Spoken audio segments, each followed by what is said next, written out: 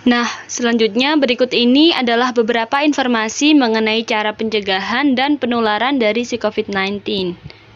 Bisa dibaca baik-baik ya. Kemudian, untuk langkah yang paling sederhana, kita bisa melakukan 3M, yaitu memakai masker, menjaga jarak, dan mencuci tangan. Studi terbaru telah merilis potensi airborne dan berapa lama SARS-CoV-2 dapat bertahan di lingkungan luar inangnya. Kalian sempat mendengar kalau virus yang satu ini bisa menular melalui tatapan mata? Jadi sebenarnya bukan seperti itu ya. Menularnya bukan melalui tatapan mata, namun lebih dikarenakan mata, hidung, dan mulut sendiri adalah jalur masuk dari virus ke dalam tubuh kita. Jadi sebisa mungkin hindari menyentuh hidung, mulut, dan mata jikalau kita belum mencuci tangan dengan menggunakan sabun hingga bersih ya. Apakah mencuci tangan dengan sabun berperan penting? Nah, ini merupakan salah satu yang paling banyak mengundang rasa ingin tahu.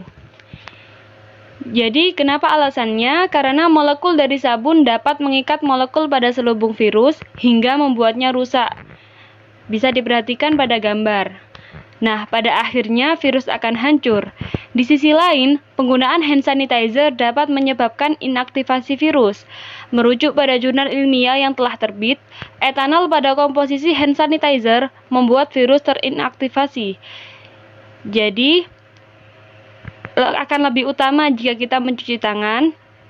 Namun, saat kondisi tidak memungkinkan menemukan air dan sabun, kita bisa menggunakan hand sanitizer. Intinya, kita harus terus terapkan pola hidup bersih dan sehat ya.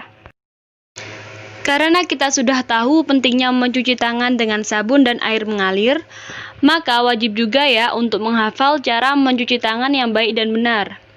Ada aturan sederhananya juga loh, mencuci tangan yang baik yaitu dengan durasi sekitar 20 detik atau sama dengan saat kita menyanyikan lagu Happy Birthday to You selama 2 kali untuk melakukan gerakan mencuci tangan.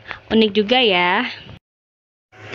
The best thing we can do saat ini untuk mencegah, menangkal, dan menyembuhkan infeksi COVID-19 yaitu dengan meningkatkan sistem imun kita, sehingga sistem imun kita bisa membunuh si virus ini. Sebelumnya, dari tadi kita berbicara sistem imun. Sistem imun itu apa sih? Sistem imun adalah pertahanan kita dari patogen atau mikroba berbahaya di luar tubuh. Adanya di mana? Sistem imun itu adanya di sel darah kita, tepatnya di sel darah putih atau leukosit. Menurut Dr. Alexandra Clarin, ada beberapa cara meningkatkan sistem imun tubuh kita, terutama di masa pandemi seperti ini. Untuk aktivitas berjemur di pagi hari, yang paling bagus kita lakukan yaitu sekitar jam 10 pagi, yaitu sekitar 15-30 menit. Kenapa? Karena sinar matahari pada waktu tersebut yang akan menjadikan tubuh mendapat asupan vitamin D paling optimal. Jadi akan lebih efektif untuk meningkatkan imunitas tubuh yang nantinya akan bisa memerangi si virus ini.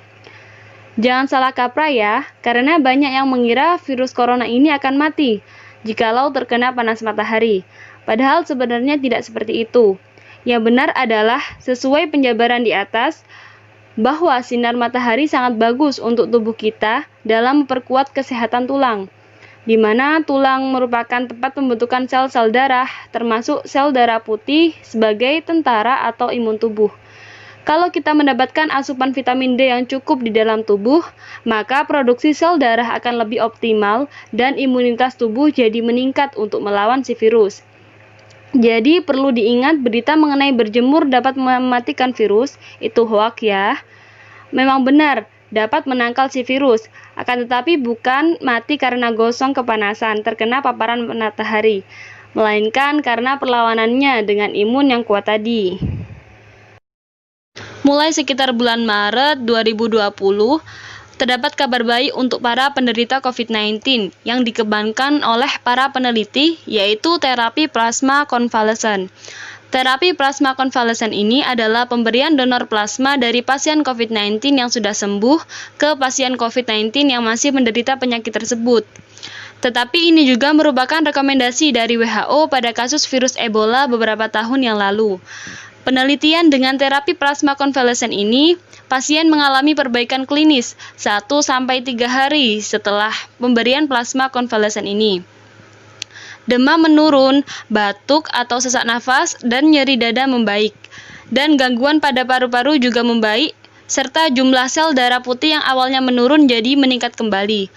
Kemudian terjadi juga perbaikan fungsi liver, penurunan CRP, inflamasi mulai menurun, hingga antibodi penerima donor mulai meningkat dan setelah dites PCR menunjukkan hasil negatif COVID-19.